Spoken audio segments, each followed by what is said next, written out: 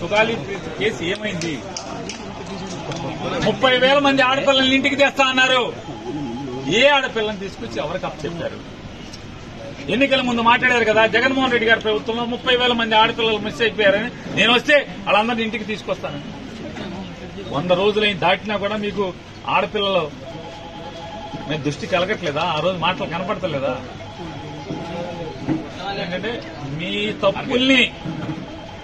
తప్పుల్ని మీ పాపాలని మీ మోసాలని ప్రశ్నిస్తానే ఉంటాం.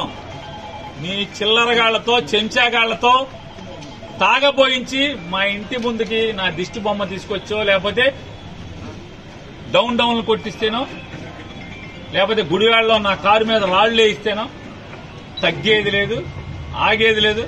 పవన్ కళ్యాణ్ గారికి గట్టి నీ చేతనైతే, చిత్తశుద్ధి ఉంటే, నికార్సైన రాజకీయ నాయకుడు అయితే మంచిగా పరిపాలన చేయి. ప్రజలకు ఇచ్చిన మాటలు ఏమిచ్చారో ఆ మాటలు నిలబెట్టుకోండి, హామీలు నిలబెట్టండి, స్టీల్ ప్లాంట్ ని కాపాడండి, రైల్వే జోన్ తీసుకురండి, ఇట్లాంటి బోళ్ళని చేయండి.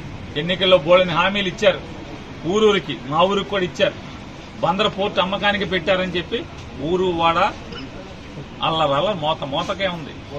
బందర్ పోర్టు సప్పబడిపోయింది, పని చేయట్లా, పని జరగట్లా, దాన్ని అమ్మకానికి పెట్టారు. పాపాలాపి మెడికల్ కాలేజీ జగన్మోహన్ రెడ్డి గారు ఆ కాలేజీకి అయ్యే ఖర్చు ప్రభుత్వం మీద భారం పడకుండా ఉంటాకి సుమారుగా 150 సీట్లలో 20 సీట్లు, అది కూడా ఎంసెట్ ద్వారా మెరిట్ ప్రకారం 20 లక్షల ఫీజు కట్టుకోండి అని చెప్పి కాలేజీ మెయింటెనెన్స్ కోసం పెడితే ఇవాళ బందర్ మెడికల్ కాలేజీని కూడా అమ్మకానికి పెట్టినటువంటి ప్రభుత్వం మీది. అంటే ఒక ప్రభుత్వ మెడికల్ కాలేజీని ప్రైవేట్ వాళ్ళకి అమ్మకానికి పెట్టి ఆ రోజు జగన్ గారు 20 లక్షల ఫీజు కట్టండి అంటే మీరు అంటే ఆ రోజు ఆక్షేపణగా మాట్లాడిన మీరు ఇవాళ 150 సీట్లలో 75 సీట్లు అమ్మకానికి పెట్టి, అంటే 2 కోట్లకి 3 కోట్లకి అమ్మకానికి పెట్టేలాగా ఒక ప్రైవేటు వ్యక్తులకి కాలేజీని బేరం పెట్టినటువంటి మీ ప్రభుత్వం. వాటిని సరిదిద్దండి, అట్లాంటి తప్పులు సరిదిద్దుకోండి. సుగాలి కేసు ఏమైంది? 30,000 మంది ఆడపిల్లల్ని ఇంటికి తెస్తా అన్నారు. ఏ ఆడపిల్లని తీసుకొచ్చి ఎవరికి అప్పచెప్పారు?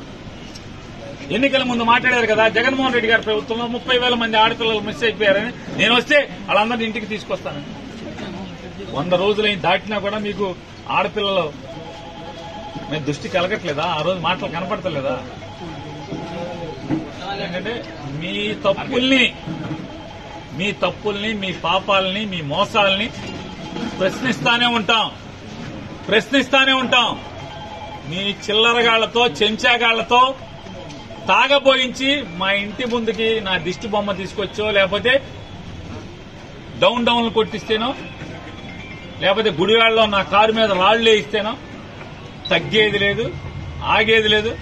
పవన్ కళ్యాణ్ గారికి గట్టి నీ చేతనైతే, చిత్తశుద్ధి ఉంటే, నికార్సైన రాజకీయ నాయకుడు అయితే మంచిగా పరిపాలన చేయి. ప్రజలకు ఇచ్చిన మాటలు ఏమిచ్చారో ఆ మాటలు నిలబెట్టుకోండి, హామీలు నిలబెట్టండి, స్టీల్ ప్లాంట్ ని కాపాడండి, రైల్వే జోన్ తీసుకురండి, ఇట్లాంటి బోళ్ళని చేయండి. ఎన్నికల్లో బోళ్ళని హామీలు ఇచ్చారు. ఊరూరికి, మా ఊరికి కూడా ఇచ్చారు. బందర్ పోర్టు అమ్మకానికి పెట్టారని చెప్పి ఊరు వాడ అల్లరల్ల మోతకే ఉంది. బందర్ పోర్టు సప్పబడిపోయింది, పని చేయట్లా, పని జరగట్లా, దాన్ని అమ్మకానికి పెట్టారు. పాపాలాపి మెడికల్ కాలేజీ జగన్మోహన్ రెడ్డి గారు ఆ కాలేజీకి అయ్యే ఖర్చు ప్రభుత్వం మీద భారం పడకుండా ఉంటాకి సుమారుగా 150 సీట్లలో 20 సీట్లు, అది కూడా ఎంసెట్ ద్వారా మెరిట్ ప్రకారం 20 లక్షల ఫీజు కట్టుకోండి అని చెప్పి కాలేజీ మెయింటెనెన్స్ కోసం పెడితే ఇవాళ బందర్ మెడికల్ కాలేజీని కూడా అమ్మకానికి పెట్టినటువంటి ప్రభుత్వం మీది. అంటే ఒక ప్రభుత్వ మెడికల్ కాలేజీని ప్రైవేట్ వాళ్ళకి అమ్మకానికి పెట్టి ఆ రోజు జగన్ గారు 20 లక్షల ఫీజు కట్టండి అంటే మీరు అంటే ఆ రోజు ఆక్షేపణగా మాట్లాడిన మీరు ఇవాళ 150 సీట్లలో 75